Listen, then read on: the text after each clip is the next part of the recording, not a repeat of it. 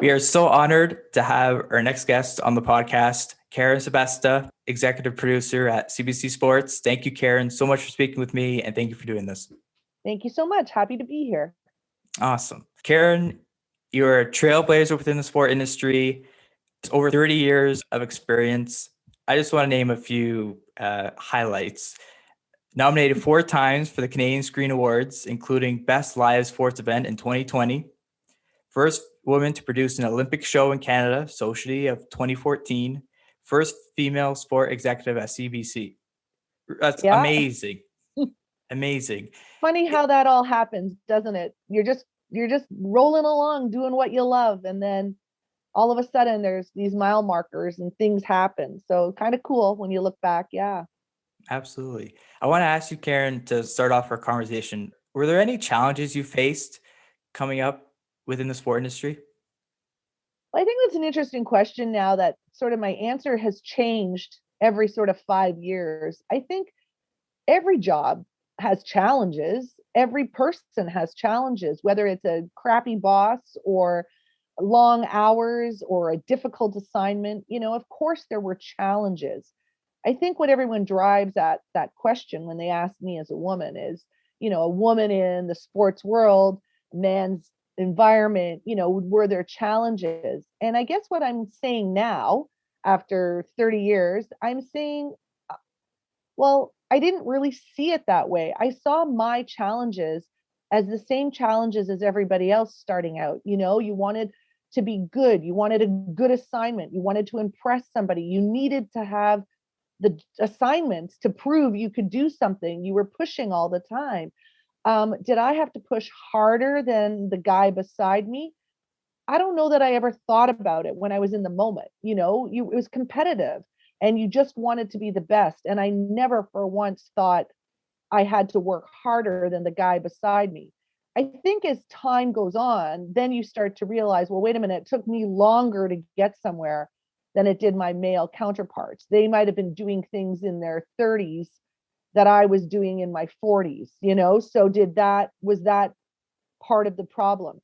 I mean, another challenge was I had a lot of great men as mentors, and a lot of people just don't retire from this business. A lot of people just keep working well into their 60s. So if people don't retire and don't leave, well, where can I go up the ladder? So I think there's challenges, but it's interesting how to define it, and I certainly don't feel victimized and held back in any way. But I think reflectively speaking now, I think my challenges were just very similar to lots of people, male or female, that came into the sport media business in the late 80s and into the 90s when it was a huge business. But there was only a couple of players, Global, CTV, and CBC. And, I started at TSN, and it was a little cable company that nobody really cared about. So there was no challenges working there. I could do whatever I wanted. So again, there was pros and cons, right? So it's an interesting question, and I'm not sure I answer it anymore, because the simple answer is yes. Of course there were challenges, but the challenges were not only about being a female. The challenges were working nights and weekends. Sports is nights and weekends. When people are at home watching great sporting moments, it's probably a Saturday night or a Sunday afternoon. And so I'm working. So the challenges are raising a family and keeping a marriage and keeping balance. Those are the real challenges. And Karen, with all the roles that you've had within the sport industry, just to name a few, associate director, executive producer, senior producer, what's the difference between all these roles that you have in the industry? Yeah. What's really interesting is that every job in television production is important. It doesn't matter where you are on the food chain. If you don't do your job well, the whole thing crumbles. So you're raised and brought up to believe that every job you do has a level of importance and a level of involvement. The difference between all the jobs is, when do I get to go, okay, the show is done and I'm just going to, go for a beer now, or I'm going to go home and do whatever, versus the job stays with me. And I would say that that's the difference. When you're in a technical position or you're in a junior production position, a lot of the times you're there for the show, you do what you do, and then it's over and you get on with your personal life. as you become a senior producer and an executive and a leader, like you really are on the clock all the time. And you really have to learn how to separate work and life, because a lot of the decisions are about money, people's lives, planning. So you could be working all the time. And, that's not healthy. We know that. If anything, Right. COVID showed us working all the time is not good. So you have to learn to separate. So the higher you go up the ladder, definitely the more responsibility you have, definitely more people your decisions have impact on, and definitely you have less balance, and you have to really work at separating yourself from your life and from work. Right. I want to ask you, Karen, what did you wish you knew before starting your career in the sport industry? I guess the thing, for everybody is always about patience, and that you have to give yourself time. Things take time, and it's interesting. You do a job. There's sort of a saying: you do a job the first time, and you're sort of just learning how to survive, right?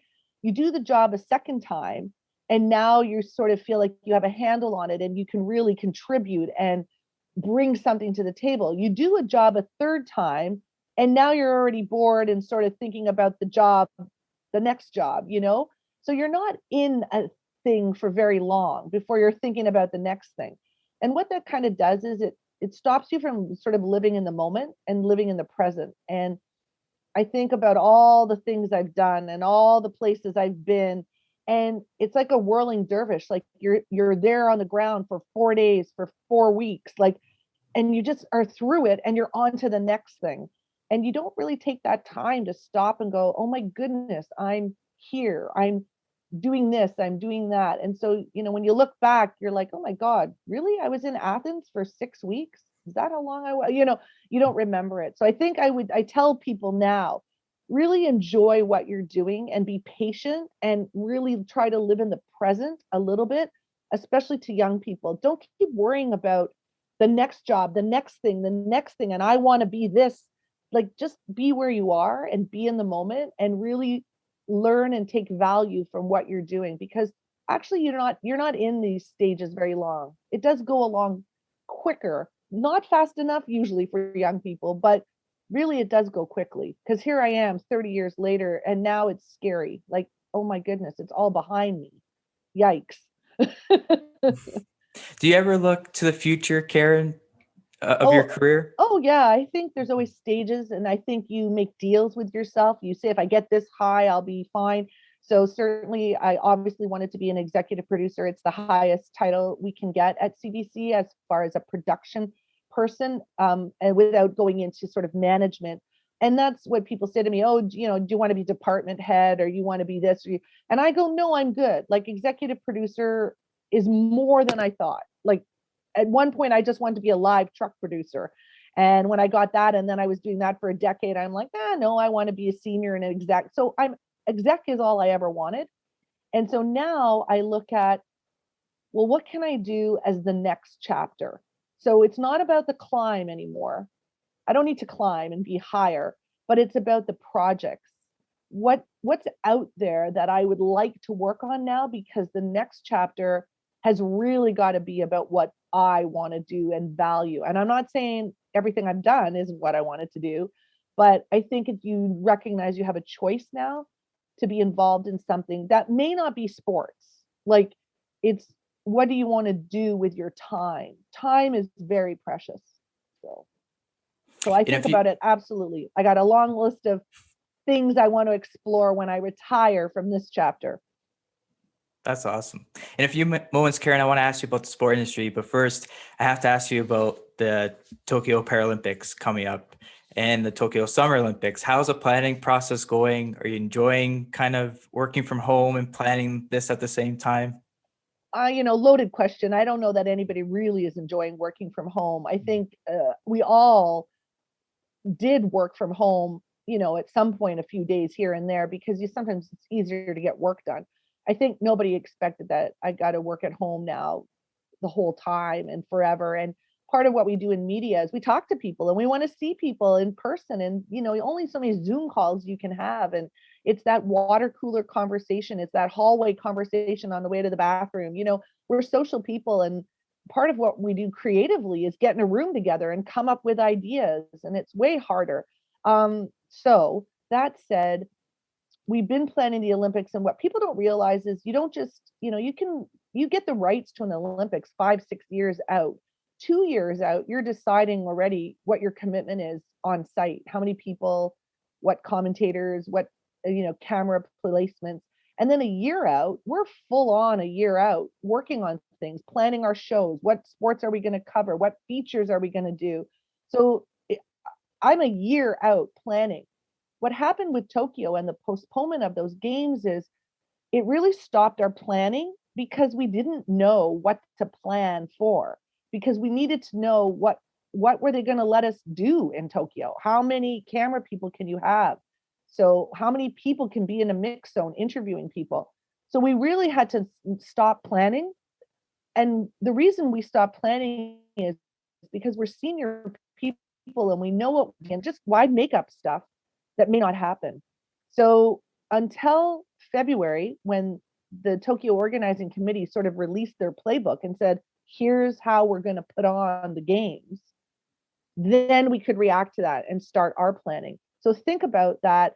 February is only 6 months to the Olympics, 7-8 months to Paralympics. And then we have the Beijing Winter Olympics, which we're already a year out and we're already shooting for, we're already planning. So our team of seriously like 5-6 senior leaders are planning for Olympics and Paralympics in 6 months, less than a year out. So now the work is crazy. Well, it seems like a hectic schedule, Karen, and I've have lots of conversations with different people within the sport industry. The one term that comes up a lot is experience. In terms of a viewer for the upcoming Olympics or the Paralympics, will that change at all because of the times that we're in? You mean as far as what the viewer sees at home? I'm going to say Right. no. What the viewer sees at home, whether they're on traditional media, on a television, or they're looking at social or streaming, no, nothing's going to change from that perspective. They're going to see sport. They're going to see reaction from Canadian athletes. What will look different is our hosts will be here in Toronto in the studio, but they're on a set. And so if we were there in Tokyo, you wouldn't really know where that set is anyway. So with green screen and all sorts of stuff, you really won't know where they are. It will, but they will be here in Toronto. And our commentators that do play by play and color commentate, and our analysts, they're actually not going to be over there in Tokyo. They'll be calling things off tube and off a screen, and they'll be in Toronto. So there's a bit of magic there, that we will make it feel like you're there, but we're not there. And that's one of the hardest challenges, I think, for a lot of commentators. Someone like myself as a senior producer who's going to produce a live show, I'd be here anyway. But I think that's hard. So it won't look really different. I don't think the Canadian audience will really know. It'll be very subtle. But we'll know. We know as broadcasters. Right. Awesome. So I want to move to the sport industry, Karen. Because you're such a trailblazer, what advice to women aspiring to work in the sports and TV broadcasting industry would you give? I look at the analytics for the podcast, and there are women listening, and I want them to hear from such a trailblazer. Well, thank you. That's nice to say. I think my advice is the same for women or men. My advice about getting involved in media, whether the entry level jobs are abundant, whether you're working for a sport federation or you're working digitally or socially now, there's a lot of avenues to get into the business. I think my advice is always this: learn about your own self. Are you a storyteller or are you a crafts person? Again, those jobs to do graphics and editing and camera people, like those are crafts. And to hone your craft, you've got to be willing to put in the hours. But if you're a storyteller, you're more of a writer and a broadcaster, a presenter or producer, and you got to hone those skills as well.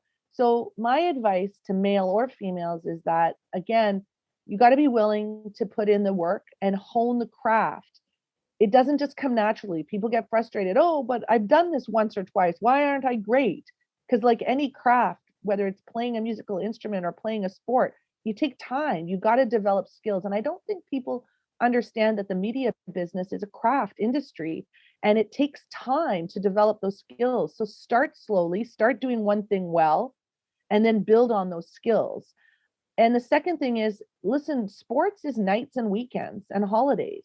I've spent more of my life, on New Year's Eve in airports, playing New Year's Day games, hockey, and more summers away from my family than I care to, wish for anybody. So if you want to come in, play in this sandbox, you're going to have to be prepared to make some choices. And there's some tough choices out there. I'm proof you can have a family, you can have children, you can have a marriage, you can survive it. And my husband works in sport media as well.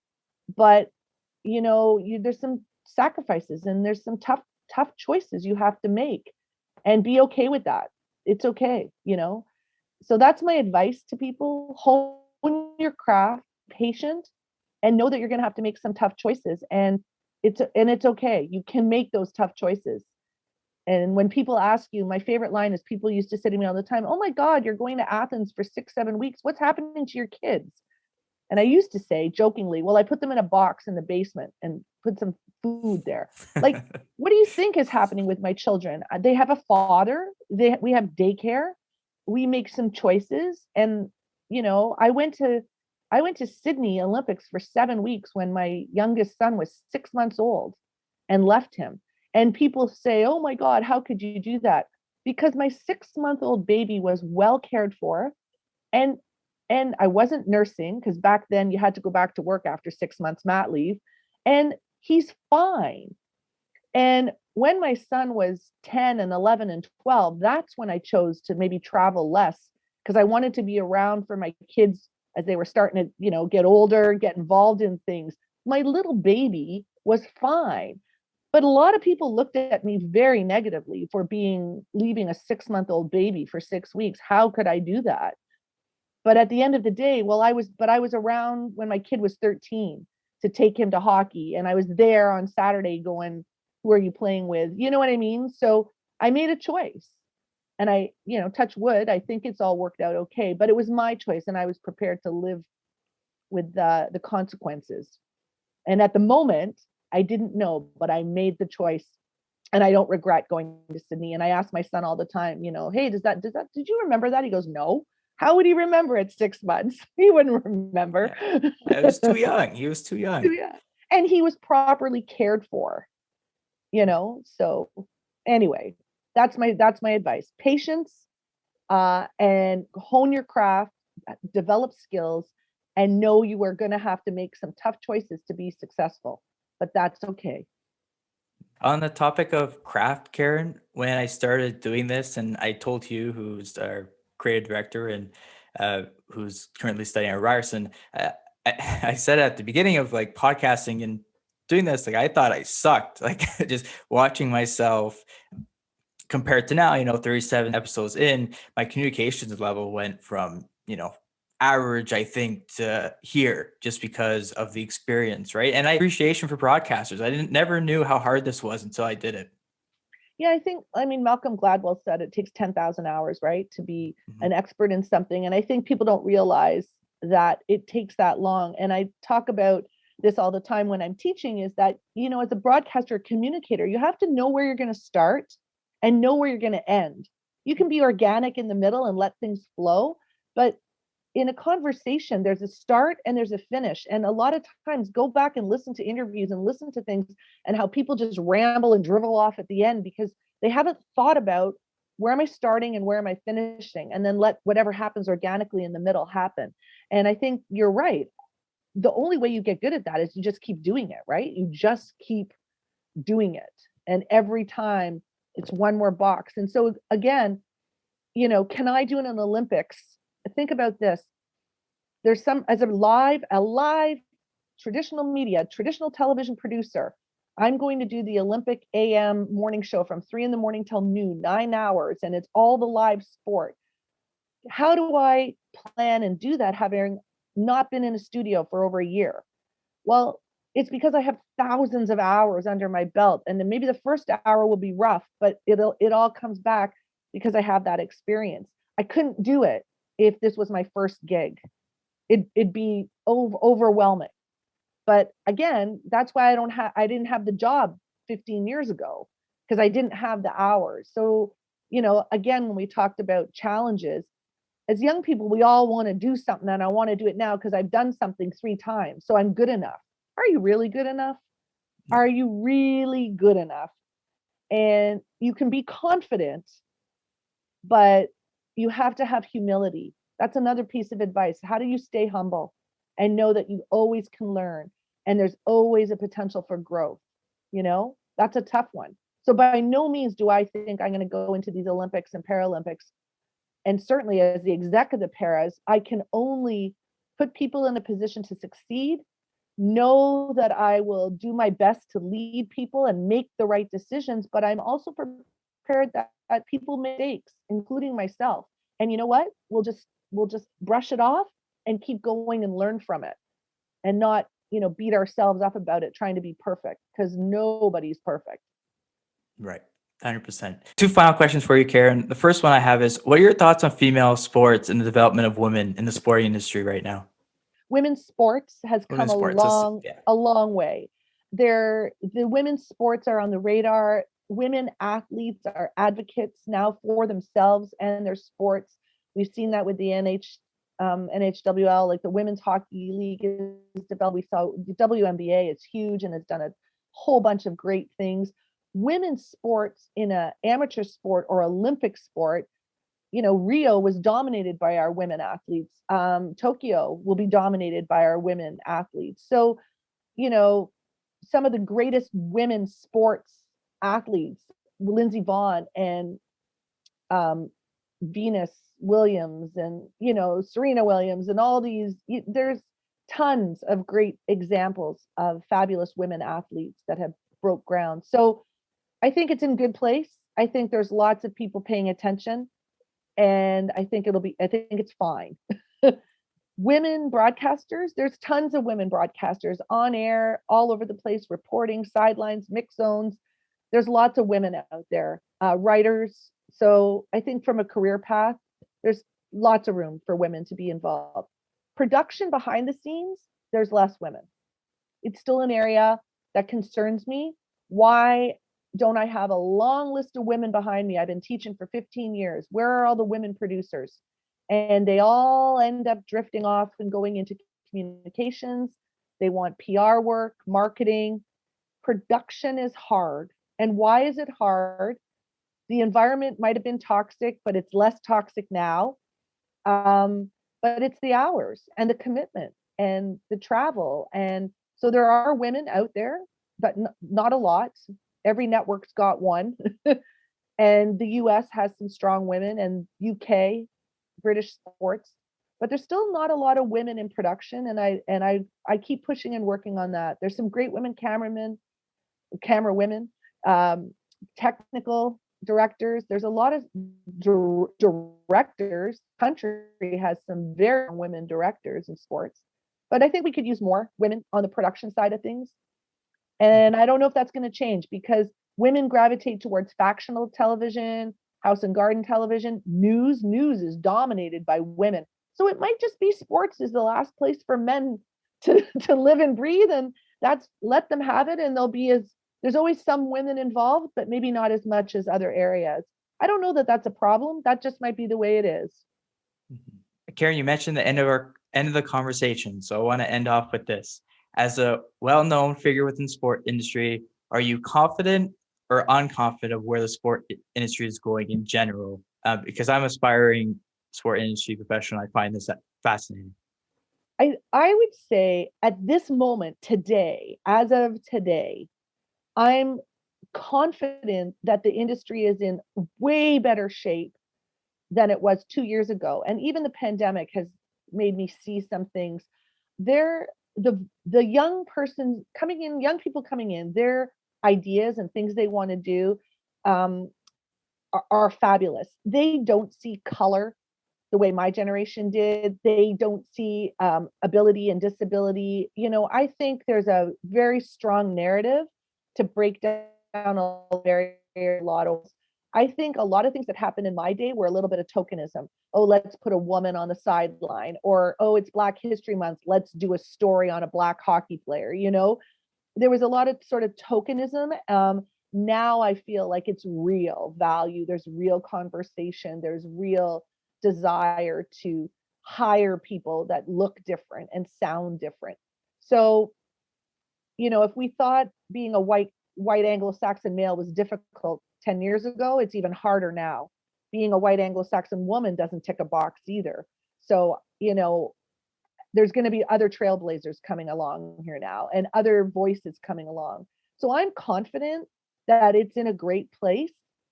I think the jury's out on what happens going forward.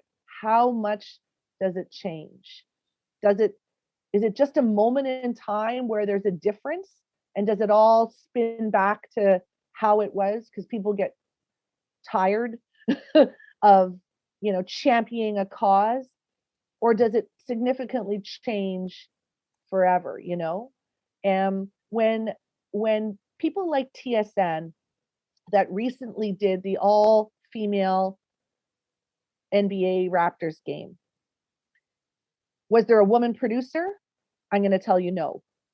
Was there a woman director? The control room director was a woman, and one other technical person was a woman. But yeah, out on the front, the play-by-play and the analyst and the people on the studio, they were women. But the people making the show were predominantly still men. So I ask you all, is that going to make the stories different if the men are behind the scenes still driving it and the women are in front of the camera? Does that make us tell a different story? Or is it people like me when I'm behind the scenes and I decide what Canada's going to see, and I decide what story we're going to tell, and I decide whose voice we're going to use? Does that make it different because I'm a woman and I'm making the decisions, right? So it's a question. I don't know the answer. I don't know that just putting women on camera makes a difference, because CBC has women play-by-play people forever, women hosts forever. You can go back in history and look at some of the great legend women that were hosting Olympic shows, like Terry Liebel. Brenda Irving's been doing play-by-play for years. Andy Petrillo does stuff. So one day Sportsnet does a hockey all women show, and TSN does one basketball game as a spectacle. Yes, congratulations. But does it change it when it just goes back the next week and it's the same people doing the games? It was difficult then. It wasn't a commitment. So I leave you with this. CBC Sports has committed to 50% of their content on all platforms being women's sports, women's voices, women involved in production. The core of my Olympic team is predominantly women. So is that how stories get told differently? I say yes. It's the people behind the scenes making the decisions. Reporters tell stories, yes, but a producer says, go ahead and tell that story. Right. So I think that's what we need to see in this country. If we want to really see real change, we need to see a different kind of commitment, not just that outward facing, look, I got a woman hosting the show. They got to keep doing those things on a more regular basis, not a spectacle. When it's women's soccer and we have an all women's panel, is that the right thing? Or should there still be a man on that panel? Because a man talking about women's soccer, having your number one male analyst talk about women's soccer elevates women's soccer, doesn't it? If you put a bunch of women on it and the men aren't involved, then doesn't it say, well, the men don't really care, it's the women's thing, let them do it. The great story is when it's International Women's Day, yes, I've led the conversation many times. This year for International Women's Day, I said, I'm not doing it. Let a man lead the conversation on International Women's Day. Don't make it's my thing because I'm the woman. I might need to be at the table. But again, that's how we need to show that the men in the room are saying, we commit to women's sports and we commit to the women's angle. And that's what the leadership at CBC is doing, and other places. But the moment that happens more at some of the other networks, and we stop focusing on hockey all the time in this country, there's some amazing stories out there. But we got to get off the hockey bandwagon a little bit, and the hockey cult. There you go. I've preached, and maybe I've converted some listener out there. Karen, I can't thank you enough for doing this. I really enjoy this conversation. I think you're spot on, and all the best in the future. I hope to stay in touch, and I just think you're great. Oh, that's very sweet. And thank you for having me, and good luck to you. And you, Vince, who wants to get into sport management, now you see that where does the power lie? It lies in the people that do the programming or the people that do the hiring.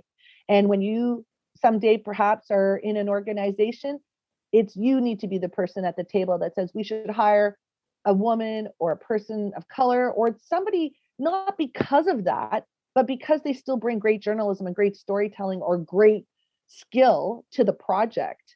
It's still part of that too. But hopefully you'll be in that decision-making position, and you're the person that's going to affect change, right? You're the future.